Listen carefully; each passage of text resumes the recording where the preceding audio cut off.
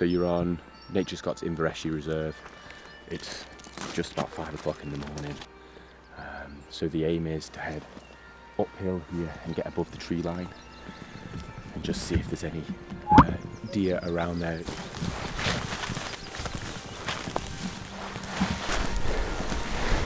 Nice young pine coming through. That's all this year's growth already.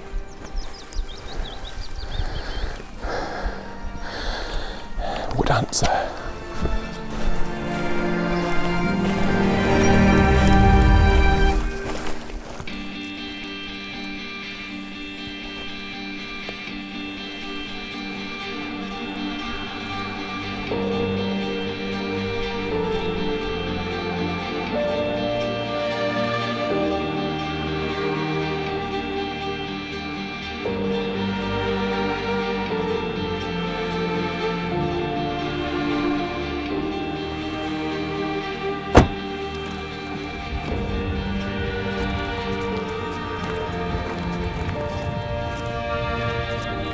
Yeah, there's actually heaps of regen here.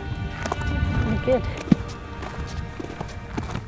We've got very used to, in Scotland, seeing wide open areas and open areas of hill with very little tree cover and probably very little wildlife on them, but we've got so used to that that we don't really notice it even, and we don't think anything of it. We don't certainly question it. But when you go to an area that has been allowed to regenerate naturally through reducing the deer numbers, suddenly your mind is opened up to all the possibilities that that land holds.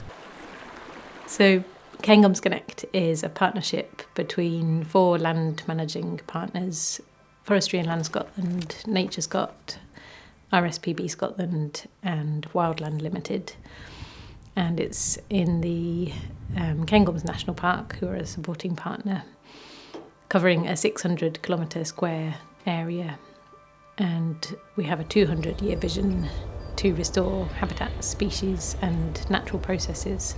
Britain is one of the most nature depleted areas of land in the world, and also one of the most deforested. Historically, it would have been almost entirely forested. So one of the aims of Cairngorms Connect is to enable some of that forest to return through reducing deer numbers. So alongside all the monitoring and trials that we're doing within Cairngorms Connect, there were some really detailed and extensive surveys that were already taking place within each of the individual partners. Together, these data show that over those 30 years, there's been a really dramatic, extensive increase in the amount of young tree regeneration across the Cairngorms Connect area, which is really exciting to see. And that's taken place alongside this concerted, collaborative increase in deer control effort.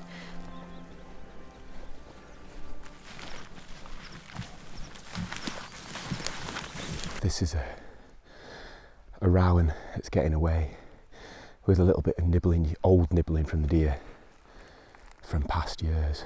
The new growth from this year is coming through here really nicely. But it's even this nibbling, what you can see is where it's been nibbled. Look at the dense growth that's coming through as a result. So actually just a little bit of nibbling by the deer is much better. It makes a better tree.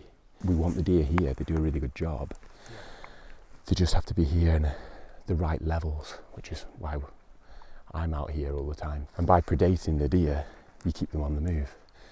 If you're not here predating them, they become sedentary and they're not a functioning piece of the landscape then. They just sit in one place, have a very intensive impact on a small area.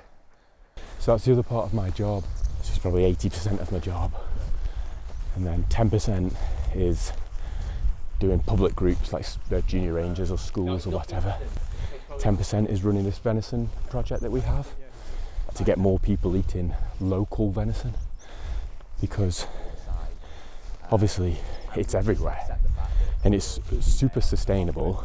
Most of the venison that we eat in Britain is farmed venison, and a huge proportion of that is from New Zealand.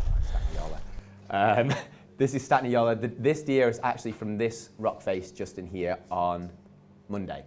So you can see it's come a very short distance. We want to make it a more normal thing for people to eat because, as I say, it's sustainable. Environmentally, it's the best meat you can have. In terms of carbon, not only food miles, and it's the healthiest red meat you can have. So that's the other thing. We want people to have it because it's healthy for them. It's far, far lower in cholesterol than farmed beef. Ultimately, our kind of main aim is we want to try and get a different audience to understand what we're doing.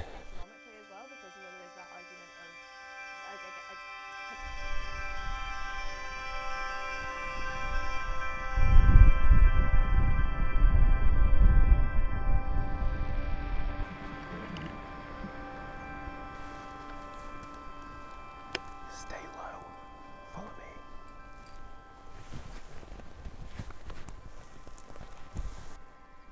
So it's a young roebuck, it's a yearling. You can probably see if you stand up at the edge of the little river.